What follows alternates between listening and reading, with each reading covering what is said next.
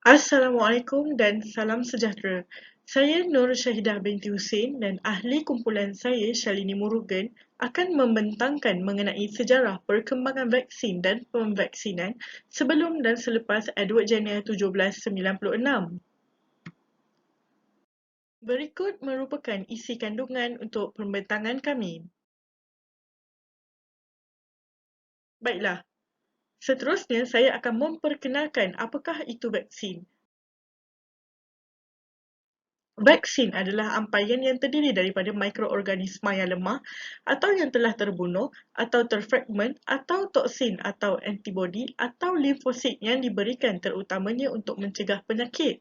Manakala, menurut WHO, pemvaksinan adalah cara mudah dan selamat yang menggunakan sistem imunisasi individu itu sendiri bagi membina ketahanan daripada dijangkiti penyakit.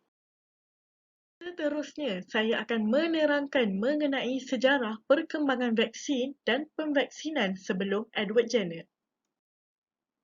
Sebelum itu, saya akan memperkenalkan siapakah itu Edward Jenner. Edward Jenner lahir pada 17 Mei 1749 di England. Beliau telah menjadi yatim piatu sejak berusia 5 tahun. Edward Jenner adalah bapa imunologi kerana sumbangannya terhadap imunisasi dan penghapusan cacar. Karya beliau juga dianggap sebagai asas untuk imunologi. Beliau adalah pelopor vaksin cacar dan yang menariknya, beliau merupakan salah seorang kanak-kanak yang pernah diinokulasi dengan cacar di daerahnya dan disuntik pada tahun 1757 ketika itu usianya adalah 8 tahun. Ini merupakan titik tolak Edward Jenner berminat dalam bidang sains. Penyebaran penyakit cacar menyebabkan telah wujudnya pelbagai kaedah yang diperkenalkan untuk merawat dan mengelakkan jangkitan penyakit ini. Penyakit ini telah bermula sejak 10,000 tahun sebelum Masihi di timur laut Afrika, kemudian telah tersebar ke India oleh pedagang Mesir kuno. Penyakit ini juga turut dikesan di dinasti Mesir apabila terdapatnya kesan cacar pada Mamiya di abad ke-18.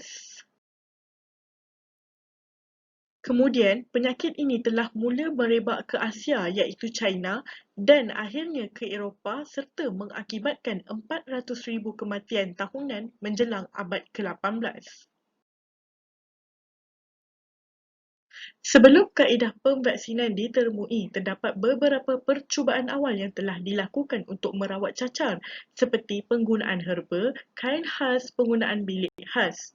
Selepas itu, sebuah kaedah telah ditemukan iaitu kaedah inokulasi, iaitu virus cacar diperkenalkan kepada individu yang tidak imun di mana virus itu diambil dari pustul pesakit cacar dan kemudian diperkenalkan kepada kesan luka yang telah dibuat pada orang yang tidak imun.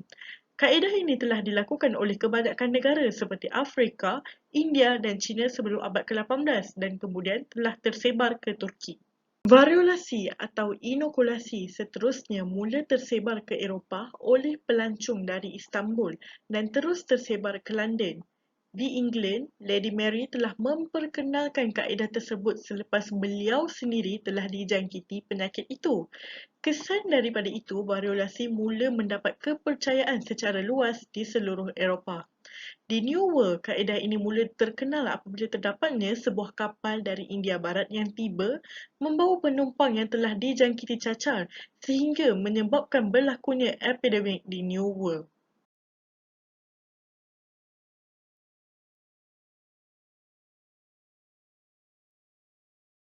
Selamat sejahtera. Nama saya Shalini. Saya akan menerangkan tentang sejarah perkembangan vaksin selepas Edward Jenner.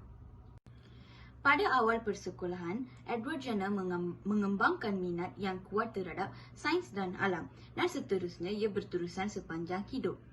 Pada usia 13, Jenner menjadi pembantu kepada ahli bedah dan ahli kimia perubatan di Sudbury. Pada ketika itu, Jenner telah mendengar seorang pembantu rumah tenusu berkata bahawa dia dilindungi daripada penyakit cacar kerana dia telah dijangkiti oleh penyakit cacar lembu sebelum itu. Pada tahun 1764, Jenner mula perantisan bersama Hardwick. Pada usia 21 tahun, Jenner pergi ke London dan menjadi pelajar kepada John Hunter. Pada ketika itu, Jenner telah menyibukkan diri dengan pelbagai aktiviti. Pada 1773, setelah habis 2 tahun bersama John Hunter, Jenner kembali ke Berkeley untuk berlatih perubatan. Pada tahun 1796, Jenner masih mendengar kisah pembantu rumah tenusu yang dilindungi daripada penyakit cacar kerana dia telah dijangkiti penyakit cacar lembu sebelum itu. Dengan kisah itu, Jenner membuat kesimpulan bahawa penyakit cacar lembu bukan saja menjadi perlindungan kepada penyakit cacar, tetapi juga dapat disebarkan dari satu orang ke orang yang lain sebagai perlindungan yang disengajakan. Pada Mei 1796, Jenner menemui seorang pembantu rumah tenusu yang dijangkiti penyakit cacar lembu dan mengambil nanah daripada lukanya dan menyuntiknya kepada budak yang berusia 8 tahun. 9 hari kemudian, budak tersebut merasa sejuk dan hilang selera. Tetapi, keesokan harinya, budak tersebut mula pulih. Pada Julai 1796, Jenner menyuntik budak itu sekali lagi tetapi kali ini dengan nanah daripada luka segar penyakit cacar. Budak itu kemudian tidak mengalami sebarang penyakit. Dengan itu, Edward Jenner menyimpulkan bahawa perlindungan tersebut adalah lengkap. Pada tahun 1797,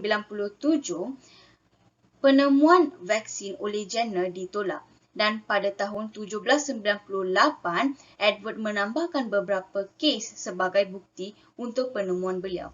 Beliau juga menerbitkan buku yang menerangkan tentang pendapat beliau tentang asal vaksin dan hipotesis beliau yang mengatakan bahawa penyakit cacar lembu boleh jadi perlindungan kepada penyakit cacar. Dan penerbitan juga mengandungi pemerhatian untuk menguji hipotesis beliau serta buktinya. Sekarang kita tengok pula perbandingan pemvaksinan sebelum dan selepas Edward Jenner. Kalau kita tengok, pemvaksinan sebelum Edward Jenner adalah inokulasi yang ditemukan oleh Mather dan Boylston. Selepas itu, Edward Jenner menemukan vaksin. Sekarang kita akan membincangkan tentang perbezaan antara kedua-dua kaedah yang digunakan. Dari segi keselamatan, inokulasi yang dijalankan oleh Mather adalah kurang selamat berbanding vaksin. Kerana walaupun inokulasi dapat menyelamatkan banyak penyakit daripada penyakit cacar, tetapi 2% hingga 3% orang yang diinokulasi telah mati. Tambahan pula, proses inokulasi membawa penyakit lain seperti tuberkulosis semasa kaedah inokulasi dijalankan. Kalau kita tengok vaksin, penemuan vaksin oleh Edward Jenner pula merupakan titik permulaan kepada penghapusan penyakit cacar sepenuhnya. Dengan ini, kita boleh katakan inokulasi adalah kurang selamat berbanding vaksin oleh Edward Jenner. Kalau kita tengok perbezaan dari segi reaksi masyarakat dan saintis, kedua-dua kaedah iaitu kaedah inokulasi sebelum penemuan vaksin dan vaksin oleh Edward Jenner menerima sambutan yang tidak baik pada awalnya kerana tiada bukti yang boleh katakan bahawa kedua-dua kaedah boleh menyelesaikan masalah penyakit cacar. Tapi setelah membuktikan penemuan mereka, baru orang mula mempercayai dan menggunakan kaedah mereka. Seterusnya, bahagian kesimpulan dan rujukan.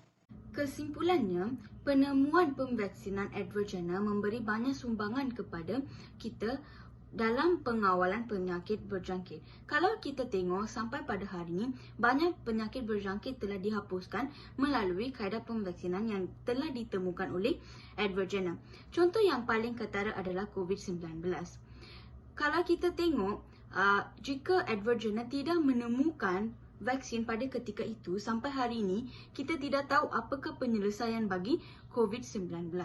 Dari segi teknologi, vaksin oleh Edward Jenner dianggap sebagai satu penemuan yang sangat maju kerana pada ketika itu teknologi adalah kurang rendah berbanding era moden. Dari segi itu kita boleh katakan penemuan vaksin oleh Edward Jenner memberi banyak sumbangan dan satu teknologi yang terlalu maju.